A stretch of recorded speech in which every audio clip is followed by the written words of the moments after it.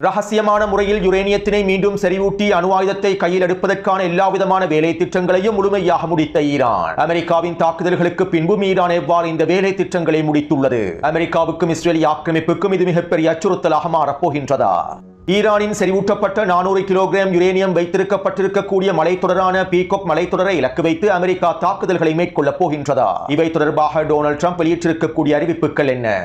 பற்றி எரியும் குர்திஸ்தானினுடைய சுலைமானியா பிரதேசமும் குவைத்தினுடைய மிகப்பெரிய எண்ணெய் கப்பலும் குவைத்தின் புபியான் தீவை இலக்கு வைத்து மேற்கொள்ளப்பட்டிருக்கக்கூடிய உச்ச தாக்குதல்களும் ஈரானின் பீகாக் மலைத்தொடர் பிரதேசத்தினை கைப்பற்றுவதற்கு அமெரிக்கா தரைவழி தாக்குதல்களை மேற்கொள்ளப் போகின்றது அல்லது வான்வழி தாக்குதல்களை மேற்கொள்ளப் போகின்றது. பஹ்ரைனிலே இஸ்ரேலிய ஆக்கிரமிப்பு தூதரகத்தை இலக்கு வைத்து மேற்கொள்ளப்பட்டிருக்கக்கூடிய தாக்குதல்கள், ஈரானுக்கு எதிரான அடுத்த கட்ட உச்ச தாக்குதல் தொடர்பாக அமெரிக்க செனட் சபையில் முன்வைக்கப்பட்டிருக்கக்கூடிய அறிக்கையும் அமெரிக்க போர் அமைச்சர் பீட் ஹெக்ஸத்தினுடைய பதில்களும், பல்கேரியாவில் இருக்கக்கூடிய அமெரிக்க தளங்களை இலக்கு வைத்தும் ஈரான் தாக்குதல்களை மேற்கொள்ளப் போகின்றதா? யமனின் களத்திலே உச்சகட்ட பதற்ற நிலைமைகள் ஏற்பட்டுள்ளன. யமன் ஹவுதி ராணுவத்திற்கு எதிராக சவுதி அரேபியாவும் ஐக்கிய அரபு அமீரகமும் ஒன்றிணைந்துள்ளது. மேலும் டொனால்ட் ட்ரம்பும் யமன் ஹவுதிகளுக்கு எதிரான தாக்குதல்களை ஆரம்பிக்கப் போகின்றார். யமன் ஹவுதிகளுக்கு எதிரான தரைவழி தாக்குதல்களை மேற்கொள்வதற்கு சவுதி அரேபியாவின் கூட்டுப்படைகளும் ஐக்கிய அரபு அமீரகத்தின் கூட்டுப்படைகளும் முழுமையாக களமிறங்கிவிட்டார்கள். மேலும் இதனால் ஏற்பட்டிருக்கக்கூடிய பதற்ற நிலைமைகள் தொடர்பாகவும் லெபனானிய களத்திலே ஜூலானின் படைப்பிரிவுகளை களமிறக்குவது தொடர்பாக டொனால்ட் ட்ரம்ப் புதிதாக வெளியிட்டிருக்கக்கூடிய அறிவிப்புகள் தொடர்பாகவும் இன்று மதியம் வெளியிட்ட காணொலியில் தெளிவாக குறிப்பிட்டுள்ளேன். மேலும் குறித்த காணொலியை பார்வையிட அவசரமாக கீழே இருக்கக்கூடிய லிங்கினை பயன்படுத்தி பார்வையிடுங்கள். அத்தோடு மத்திய கிழக்கு பிராந்தியத்திலே பதற்ற நிலைமையானது உச்சகட்டத்தை நோக்கி நகர்ந்து கொண்டிருப்பதனால் பல முனைகளில் போரானது விரிவடைந்து செல்வதனால் ஒரு நாளைக்கு பல காணொலிகளை பதிவிட வேண்டிய சூழ்நிலை காணப்படுகின்றது. இதனால் முடிந்தளவு வேகமாக களத்திலே நடைபெறக்கூடிய தகவல்களை உங்களோடு பகிர்ந்து கொள்கின்றேன். மேலும் இதற்கமைவாக ஒரு நாளைக்கு குறைந்தது 3 அல்லது 4 காணொலிகள் வீதம் பதிவிடப்படலாம். இதனால் என்னுடைய சேனலை சப்ஸ்கிரைப் செய்யாதவர்கள் அவசரமாக செய்து கொள்ளுங்கள். அப்போது தான் தொடர்ச்சியான தகவல்களை உங்களுக்கு உடனுக்குடன் பெற்றுக் கொள்ள முடியும். மேலும் கீழே இருக்கக்கூடிய டெலிகிராம் சேனலில் இணைந்து கொள்வதன் மூலமாகவும் காணொலிகளுடைய லிங்கினை இலகுவாக பெற்றுக்கொள்ள முடியும். அத்தோடு நேற்றைக்கு முன்தினம் பிரித்தானியாவின் புதிய பிரதமராக ஆண்டி பெர்ன்ஹாம் அவர்கள் பதவியேற்றார். மேலும் இவர் பதவியேற்று 48 மணித்தியாலங்களுக்குள் ஈரானுக்கு எதிராக அமெரிக்காவுக்கு முழுமையான ஆதரவை வெளிப்படுத்தியுள்ளார். இதற்கமைவாக ஈரானுக்கு எதிரான அடுத்த கட்ட உச்ச தாக்குதல்களை மேற்கொள்வதற்கு பிரித்தானியாவில் இருக்கக்கூடிய தளங்களை முழுமையாக பயன்படுத்துவதற்கான அனுமதியையும் டொனால்ட் ட்ரம்புடைய நிர்வாகத்திற்கு வழங்கியுள்ளார். ஈரானுக்கு எதிரான 40 நாள் போரின் போது அமெரிக்காவுக்கு பிரித்தானியா முழுமையான ஆதரவை வழங்கவில்லை. மேலும் பேச்சுவார்த்தை மூலமாகவே தீர்வு எட்டப்பட முடியும் என்றும் இதனால் நாங்கள் முழுமையான ஆதரவை வழங்கப் போவதில்லை என்றும் பிரித்தானியாவும் பிரான்சும் ஜெர்மனியும் அறிவித்திருந்தன. ஆனால் தற்போது பதவியேற்றிருக்கக்கூடிய பிரித்தானியாவின் புதிய பிரதமர் அமெரிக்காவுக்கு முழுமையான ஆதரவை வெளிப்படுத்தியுள்ளார். இதற்கமைவாக நேற்றிரவிலிருந்து பிரித்தானியாவில் அமெரிக்காவினுடைய விமானப்படைகள் சுதந்திரமாக செயற்பட்டு வருகின்றன. அமெரிக்க விமானப்படைக்கு சொந்தமான B-1 லான்சர் குண்டுவீச்சு போர் விமானங்களும் பிரித்தானியாவிலிருந்து நேற்றிரவு புறப்பட்டிருந்தன. மேலும் அதிகளவான ஆயுதங்களையும் வெடிமருந்துகளையும் அமெரிக்கா பிரித்தானிய தளத்திலும் களமிறக்கியுள்ளது. 40 நாள் போரின் போது ஐரோப்பிய நாடுகள் அமெரிக்காவுக்கு ஆதரவை வழங்கவில்லை. ஆனால் தற்போது பிரித்தானியா முழுமையான ஆதரவை வெளிப்படுத்தி இருப்பதனால் ஒட்டுமொத்த ஐரோப்பிய நாடுகளும் ஈரானுக்கு எதிரான இந்த உச்சகட்ட போரிலே முழுமையான ஆதரவை வழங்கப் போகின்றன. மேலும் இதற்கமைவாக நேற்றிரவிலிருந்து ஐரோப்பா முழுவதும் இருக்கக்கூடிய விமான தளங்களில் பல வேலை திட்டங்களும் முன்னெடுக்கப்பட்டிருந்தன. அமெரிக்காவின் அதிகளவான எரிபொருள் நிரப்பு விமானங்களும் ஐரோப்பிய நாடுகளில் இருக்கக்கூடிய கட்டளை தளங்களில் தொடர்ச்சியான பயிற்சிகளையும் மேற்கொண்டிருந்தன. மேலும் எரிபொருள் நிரப்பு விமானங்கள் மத்திய கிழக்கை நோக்கியும் நகர்ந்திருந்தன. அதேபோன்று இந்திய பெருங்கடல் பிரதேசத்தில் இருக்கக்கூடிய மிக முக்கியமான மூலோபாய தீவான டியாகோ கிராஷியோ தீவில் இருக்கக்கூடிய ராணுவ கட்டளை தளங்களை முழுமையாக பயன்படுத்துவதற்கான அனுமதியையும் பிரித்தானிய பிரதமர் அமெரிக்காவுக்கு வழங்கியுள்ளார். 40 நாள் போரின் போது குறித்த ராணுவ கட்டளை தளத்தை பயன்படுத்துவதற்கான அனுமதியையும் வழங்கியிருக்கவில்லை. இப்படியான நிலைமையில் தற்போது டியாகோ கிராஷியோ விமான கட்டளை தளத்தில் இருக்கக்கூடிய போர் விமானங்கள் தொடர்பான செயற்கைக்கோள் புகைப்படங்களும் வெளியாக இருந்தன. அதாவது ஈரானுக்கு எதிரான தாக்குதல்களை மேற்கொள்ளக்கூடிய மிக முக்கியமான அமெரிக்காவின் நீர்மூழ்கி கப்பல்களும் தரைவழி தாக்குதல்களை மேற்கொள்வதற்காக பயன்படுத்தக்கூடிய பல போர் விமானங்களும் விமானப்படைகளும் தற்போது டியாகோ கிராஷியோ தீவிலே களமிறக்கப்பட்டுள்ளன. 2 நாட்களுக்கு முன்பே குறித்த விமானப்படைகள் அனைத்தும் களமிறக்கப்பட்டிருப்பதாக தெரிவிக்கப்படுகின்றது. அத்தோடு ஐரோப்பாவில் இருக்கக்கூடிய பல்கேரியாவின் விமான கட்டளை தளங்களே அமெரிக்காவுக்கு மிக முக்கியமான விமான கட்டளை தளங்களாக காணப்படுகின்றன. நேற்றைய காணொலியிலும் பல்கேரியாவில் இருக்கக்கூடிய விமான கட்டளை தளங்கள் தொடர்பாகவும் இதனை பயன்படுத்தி அமெரிக்கா ஈரானுக்கு எதிரான தாக்குதல்களை மேற்கொள்ளப் போவது தொடர்பாகவும் பல தகவல்களை குறிப்பிட்டிருந்தேன். மேலும் ஈரானுடைய தலைமைகள் தற்போது பல்கேரியாவுக்கு எதிரான எச்சரிக்கைகளையும் வெளியிட்டுள்ளார்கள். அமெரிக்கா ஈரானுக்கு எதிரான தாக்குதல்களை மேற்கொண்டால் அடுத்த கட்ட எங்களுடைய பதிலடி தாக்குதல்கள் நிச்சயமாக மத்திய கிழக்கு பிராந்தியத்திற்குள் மாத்திரம் இருக்காது. எங்களுக்கு எதிரான எங்களுடைய மக்களுக்கு எதிரான தாக்குதல்களை மேற்கொள்வதற்காக பயன்படுத்தப்படுகின்ற அனைத்து ராணுவ தளங்களை இலக்கு வைத்தும் நாங்கள் பதிலடி தாக்குதல்களை மேற்கொள்வோம். இதனால் பல்கேரியா நாடானது அமெரிக்காவுக்கு அதனுடைய தளங்களை வழங்கக்கூடாது. இது நாங்கள் பல்கேரியாவுக்கு வழங்கக்கூடிய இறுதி எச்சரிக்கையாகும். மேலும் அதையும் மீறி ஈரானுக்கு எதிரான தாக்குதல்களுக்காக பல்கேரியாவுடைய தளங்கள் வழங்கப்பட்டால் நாங்கள் அனைத்து தளங்களை இலக்கு வைத்தும் பதிலடி தாக்குதல்களை மேற்கொள்வோம் என தற்போது ஈரானிய தலைமைகள் அறிவித்துள்ளார்கள்.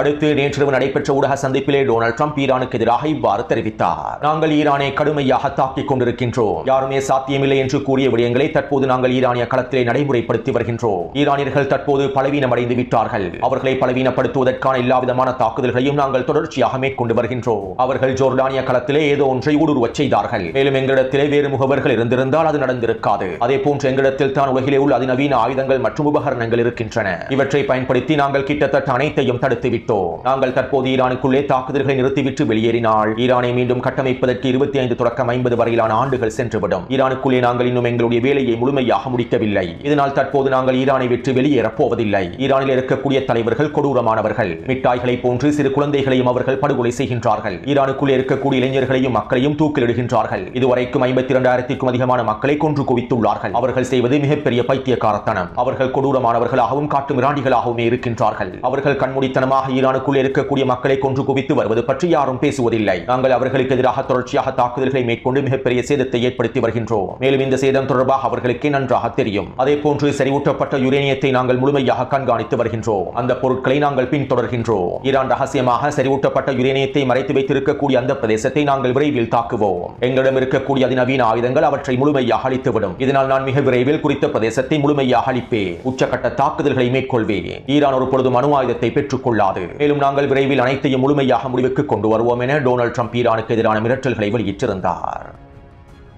இதைத் தொடர்ந்து நேற்றிரவு செனட் சபையிலே அமெரிக்காவின் போர்த்துறை அமைச்சர் தொடர்பான விசாரணைகள் மேற்கொள்ளப்பட்டிருந்தன. அதாவது ஈரானுக்கு எதிரான அடுத்த கட்ட தாக்குதல் தொடர்பாகவும் இலக்கு வைக்கப்பட போகும் அடுத்த கட்ட புள்ளிகள் தொடர்பாகவும் போர்த்துறை அமைச்சர் செனட் சபைக்கும் காங்கிரஸ் சபைக்கும் ஒரு அறிவிப்பொன்றை எழுத்து மூலமான அறிவிப்பொன்றை வெளியிட வேண்டும். ஈரானுக்கு எதிரான இந்த உச்ச தாக்குதல்களை மேற்கொள்வதற்கு முன்பு குறித்த தாக்குதல் தொடர்பான அறிக்கை ஒன்றை சமர்ப்பிக்க வேண்டும். மேலும் இந்த அறிக்கையை சமர்ப்பித்ததற்கு பின்பு செனட் சபையில் இருக்கக்கூடிய செனட்டர்கள் குறித்த தாக்குதல் திட்டம் தொடர்பான கேள்விகளையும் எழுப்புவார்கள். இதற்கமைவாகவே நேற்றிரவு செனட் சபையில் போர் அமைச்சர் பீட் ஹெக்ஸெட்டிடம் செனட்டர்கள் கேள்விகளை எழுப்பியிருந்தார்கள். ஈரானின் பீகாக்ஸ் மலை அடிவாரத்திற்குள்ளே இருக்கக்கூடிய செறிவூட்டப்பட்ட யுரேனியம் கையிருப்புகளை முழுமையாக அழிக்க முடியுமா?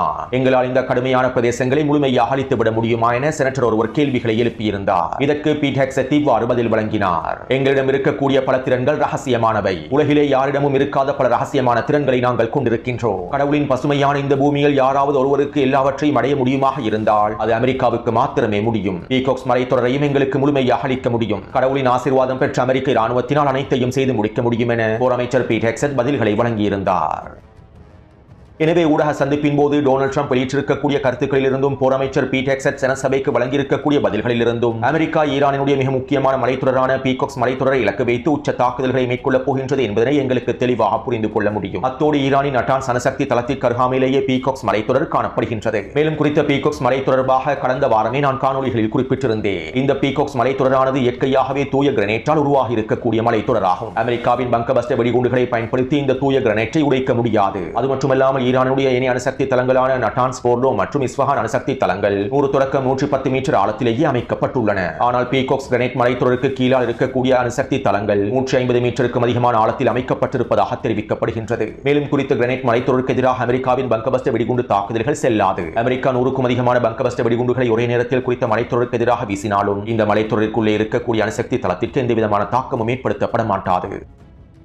அத்தோடு இங்கு இருக்கக்கூடிய இன்னும் மிக முக்கியமான விடயம் என்னவென்றால் இந்த பீகாக்ஸ் மலைத்தொடருக்குள்ளே இருக்கக்கூடிய ரகசியமான அணுசக்தி தளத்தில் ஈரான் ஆயிரக்கணக்கான சென்ட்ரிஃபியூஜ்களை நகர்த்தி இருப்பதாக தெரிவிக்கப்படுகின்றது. அதாவது யுரேனியத்தினை செறிவூட்ட வேண்டுமாக இருந்தால் குறித்த யுரேனியத்தினை அணு ஆயுத தரத்திற்கு உயர்த்த வேண்டுமாக இருந்தால் அதனை மேலும் செறிவூட்ட வேண்டும். 60% அளவில் செறிவூட்டப்பட்டிருக்கக்கூடிய யுரேனியத்தினை 90% அளவில் செறிவூட்டினால் அது ஒரு மிகப்பெரிய அணுகுண்டாக மாறிவிடும். மேலும் இந்த யுரேனியத்தினை செறிவூட்டுவதற்காக அணு சென்ட்ரிஃபியூஜ்கள் தேவைப்படுகின்றன. கடந்த வருடம் நடைபெற்ற 12 நாள் போரின் போது அமெரிக்கா நட்டான்ஸ் அணுசக்தி தளத்திலே இருக்கக்கூடிய இஸ்ஃபஹான் மற்றும் ஃபோர்டோ அணுசக்தி தளத்தில் இருக்கக்கூடிய அணு சென்ட்ரிஃபியூஜ்களை இலக்கு வைத்தே தாக்குதல்களை மேற்கொண்டிருந்தது. இந்த சென்ட்ரிஃபியூஜ்கள் அளிக்கப்பட்டால் யுரேனியத்தினை செறிவூட்ட முடியாது. ஆனால் கடந்த வருடம் குறித்த தாக்குதல்களை அமெரிக்கா மேற்கொள்ளும் போது ஈரானிடம் இருக்கக்கூடிய பீகாக்ஸ் மலை தொடர்பாக எந்த விதமான தகவல்களையும் அமெரிக்கா பெற்றிருக்கவில்லை. அவ்வாறு அமெரிக்கா பெற்றிருந்தால் குறித்த மலை தொடர்பாக அமெரிக்கா தெரிந்திருந்தால் அப்போதே குறித்த மலைத்தொடரை இலக்கு வைத்தும் தாக்குதல்களை மேற்கொண்டு பார்த்திருப்பார்கள். அதே போன்று கடந்த வருடம் அமெரிக்காவுடைய இந்த தாக்குதல்களுக்கு பின்பே ஈரான் செறிவூட்டப்பட்ட யுரேனியத்தினை ரகசியமாக பீகாக்ஸ் மலைத்தொடருக்கு நகர்த்தி இருப்பதாகவும் குறித்த மலைத்தொடருக்குள் இருக்கக்கூடிய சென்ட்ரிஃபியூஜ்களை பயன்படுத்தி யுரேனியத்தினை செறிவூட்டி அணு ஆயுதத்தை உருவாக்குவதற்கான அனைத்து விதமான வேலை திட்டங்களை முடித்திருப்பதாகவுமே தற்போது தகவல்கள் வெளியாகியுள்ளன.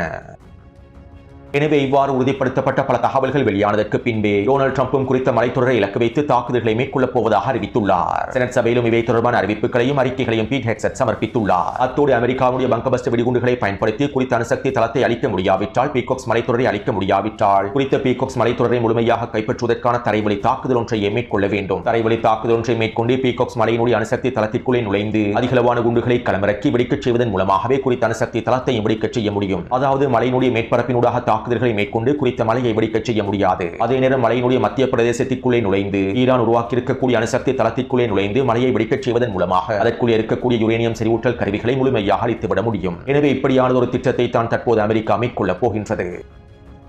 எனவே இந்த திட்டத்திற்கு அமைவாக 2 வாய்ப்புகள் இருக்கின்றன. ஒன்று, அமெரிக்கா ஹெர்முஸ் ஜலசந்தி பிரதேசத்தை முழுமையாக கைப்பற்றி ஈரானுடைய கடற்கரை பிரதேசங்களை முழுமையாக கைப்பற்றி அதற்கு பிறகு குறித்த மலைத்தொடரை இலக்கு வைத்து தாக்குதல்களை மேற்கொள்ளும். அல்லது ஹெர்முஸ் ஜலசந்தி பிரதேசத்தை கைப்பற்றாமல் கரையோர பகுதிகளை கைப்பற்றாமல் குறித்த மலையுச்சி பிரதேசத்தை இலக்கு வைத்து தாக்குதல்களை மேற்கொள்ளும். மேலும் இதற்கான தனியான தரைவழி தாக்குதல் ஒன்றையும் மேற்கொள்ள முடியும். கடந்த 40 நாள் போரின் போது விமானிகளை தேடுவதாக கூறி அதிகளவான விமானப்படைகளும் தரைப்படையினரும் இஸ்ஃபஹான் பிரதேசத்திலே களமிறங்குவதற்கு திட்டமிட்டிருந்தார்கள். மேலும் இறுதியில் அமெரிக்காவுடைய இந்த தரைவழி தாக்குதல் தோல்வியிலேயே முடிவடைந்திருந்தன. எனவே மீண்டும் இதே போன்ற ஒரு தரைவழி தாக்குதலை பீகாக்ஸ் மலைத்தொடர் பிரதேசத்திலும் மேற்கொள்வதற்கு இவர்கள் திட்டமிடலாம். இதற்கான வாய்ப்புகளும் தற்போது அதிகமாகவே இருக்கின்றன. ஒருவேளை ஹெர்முஸ் ஜலசந்தி பிரதேசத்தை கைப்பற்றுவதற்கான தரைவழி தாக்குதலையும் குறித்த மலை பிரதேசத்தை சிதைப்பதற்கான கைப்பற்றுவதற்கான தரைவழி தாக்குதலையும் ஒரே நேரத்திலும் அமெரிக்கா மேற்கொள்வதற்கு திட்டமிட்டிருக்கலாம். எனவே அடுத்த கட்ட காய் நகர்த்தல்கள் எவ்வாறு அமையப் போகின்றது என்பதனை வைத்து இவை தொடர்பான முடிவுகளையும் எங்களுக்கு விளங்கிக் கொள்ள முடியுமாக இருக்கும். அடுத்து நள்ளிரவிலிருந்து அமெரிக்கா தாக்குதல்களை மேற்கொண்டு வருகின்றது. கடந்த 12 மணித்தியாலத்திற்குள் அமெரிக்கா மேற்கொண்டிருக்கக்கூடிய தாக்குதல்களை குறித்த வரைபடத்தில் அவதானிக்கலாம். அத்தோடு கடந்த 12 மணித்தியாலத்திற்குள் அமெரிக்கா மேற்கொண்டிருக்கக்கூடிய தாக்குதல்களில் சில வித்தியாசங்கள் காணப்படுகின்றன. அதாவது நள்ளிரவு வேளையில் ஈரானின் கரையோர பிரதேசங்கள் மாத்திரமல்லாமல் தலைநகரான தெஹ்ரானினுடைய கிழக்கு மற்றும் மேற்கு பிரதேசத்திலும் தெற்கு பகுதிகளிலும் தாக்குதல்கள் மேற்கொள்ளப்பட்டிருந்தன. ஆனால் இந்த தாக்குதல்களை ஈரானிய வான் பாதுகாப்பு அமைப்புகள் முழுமையாக முறியடித்திருந்தன. நள்ளிரவு முழுவதும் ஈரானுடைய தெஹ்ரான் பிரதேசத்தில் இருக்கக்கூடிய அனைத்து வான் பாதுகாப்பு அமைப்புகளும் வீரியமாக செயற்பட்டிருந்தன.